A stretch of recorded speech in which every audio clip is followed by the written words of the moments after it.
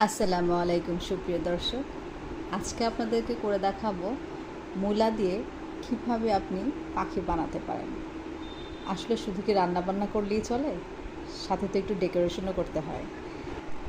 তাই আজকে আপনাদেরকে দেখাবো কিভাবে আপনি মূলা দিয়ে একটা পাখি তৈরি করতে পারবেন। এটা কিন্তু ভীষণ সহজ। শীতকালীন এই ধরনের সবজিগুলো দিয়ে কিন্তু সুন্দর ডেকোরেশন করা যায়।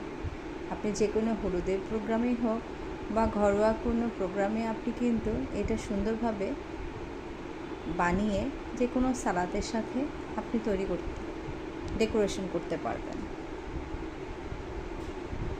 বা যে কোনো মিষ্টি কুমড়া আপনি একটি বাস্কেট ঝুড়ি বানিয়ে সেটা দুই সাইডে দুইটা পাখি দিয়ে কিন্তু একটা সুন্দর ঝুড়ি করতে পারবেন। কোনো একটা ভিডিওতে আবার আপনাদেরকে দেখাবো কিভাবে মিষ্টি কুমড়া দিয়ে ঝুড়ি তৈরি করা হয়। পাখিটাকে আমি খুব সুন্দর করে একটা শার্প নাইফ দিয়ে আমি তার পালকের মতো তৈরি করেছি, দেখুন। এবং এটাকে আমি কিছুক্ষণ কিন্তু পানিতে ভিজিয়ে রেখেছি।